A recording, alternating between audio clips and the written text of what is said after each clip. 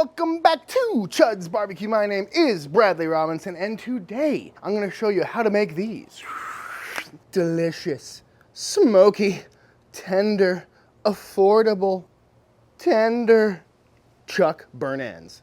Coming up! Ah!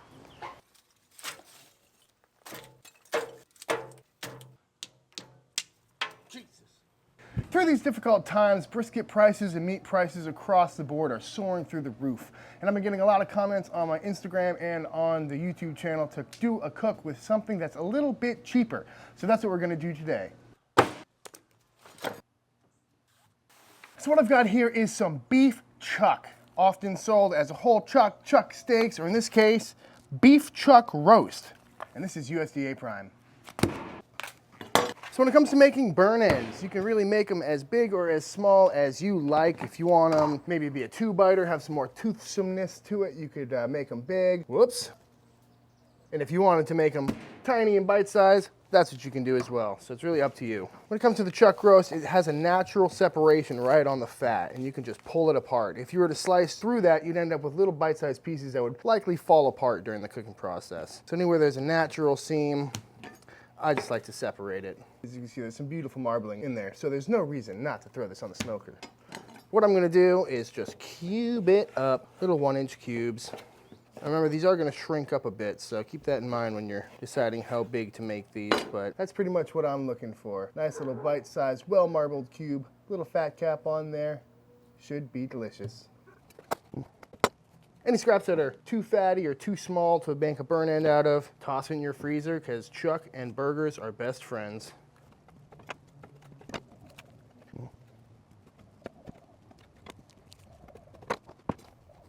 And that is what we are left with, some beautifully, nicely marbled chuck burnt ends. Now, let's make a rub. When it comes to rubs for your burnt ends, you can do whatever you like. Store-bought rubs are great. You can go straight salt and pepper, or you can make your own. Today, I'm gonna keep it pretty classic with 3 cups of 16 mesh black pepper, link in description, 1 cup of Diamond Crystal Kosher salt. Because there's so much surface area and there's gonna be so much bark on every little piece, I don't wanna over salt it. 1/2 cup of granulated garlic, and I've also got 1/4 cup of brown sugar. And typically I don't put sugar in my rubs because they tend to burn, but we are making burn ends after all. So that's all I'm gonna put into this simple rub today. In they go, beep, beep, beep. After rubbing these down, I'm just gonna toss them in, get them all nicely coated, dust off the extra, and I'm gonna put them on this little rack over here. A lot of people ask me too if you can reuse this rub because it's had raw meat in it. The answer is sure. If you're worried about the cross-contamination or any meat being in there, you can sift it out, get rid of any chunks, and you can also pop it in your fridge or your freezer, and then it'll keep for a long time.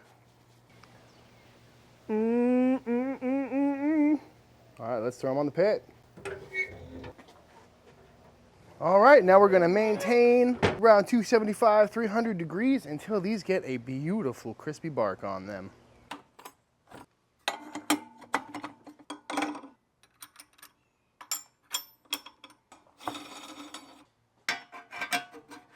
So when it comes to these cuts of meat like chuck or tongue or cheek that are not necessarily known for their tenderness, one method that always seems to work is applying some beef tallow at some point throughout the cook. And if you don't have any beef tallow on hand, luckily it's really easy to make. If you saw my Chud Burger Cheeseburger episode, you'll know that all the brisket scraps and every piece of meat that doesn't get cooked, I always save, pop it in the freezer, and there's a million different uses for it. And what I've got here is all the beef fat from my freezer that didn't make it into the burger, and now we're gonna send it through the grinder and render it down.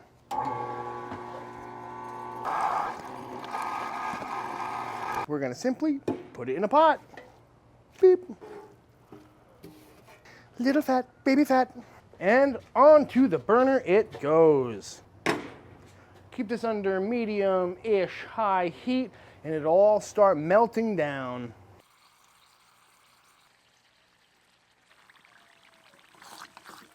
Shout out Joe Yoon.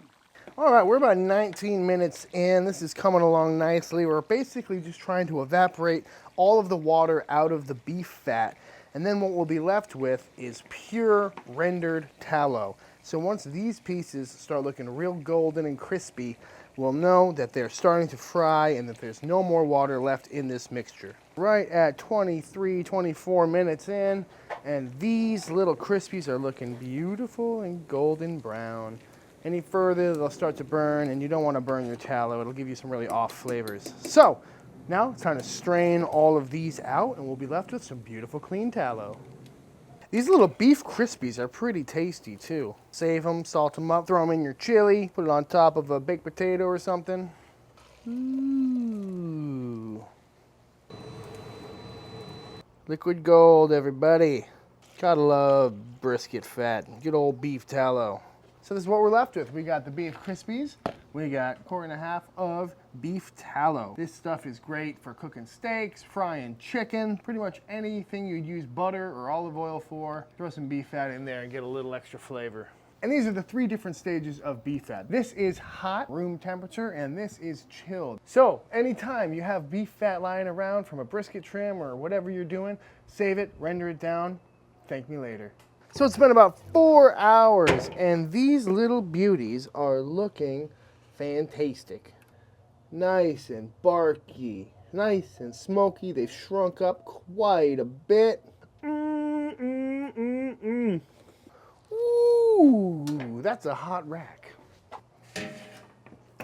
And that's the main reason I use these racks. It's just so it's easier to transfer all of these in and out instead of having to pick each one up individually. Now we're gonna take these and toss them into this here half pan. And I'll have a link in the description for this pan and everything else that I've used in this video and every other video down in the description below.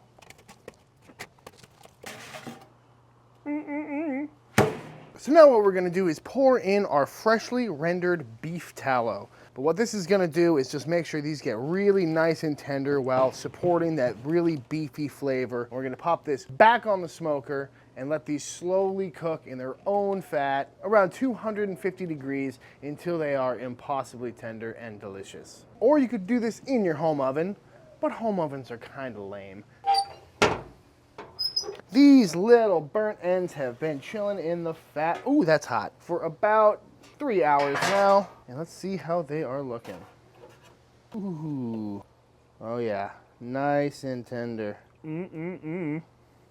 Let's pull them out. Beautiful. Nice and juicy, nice and tender. This is why you want to go real heavy with the black pepper and the rub, just so that bark can really withstand being submerged in delicious beef tallow. And you can totally keep this fat as well. You just went from making your own beef tallow to now having smoked beef tallow. So send that through a strainer, add some smoky beefy flavor to any dish. At this stage in the cook, you can really go in any direction. You can throw them back on the pit, get them a little extra crispy. You could throw some barbecue sauce in there, give them a toss, let it cook on, do a glaze, do whatever you like to do. But for me, I like them just the way they are. Nice and barky, nice and smoky, and maybe serve them with a little barbecue sauce. As you can see, these are incredibly tender, incredibly barky, nice and juicy. You can just break them apart. And because it's chuck, it's got a little bit of a different flavor than your average brisket burn end. Nice and beefy, incredibly smoky. The salt is at the perfect level. That is tasty. Take these any further, they're gonna just shred apart. You know what makes these even better though? Some Leroy & Lewis Beet Barbecue Sauce. On sale now.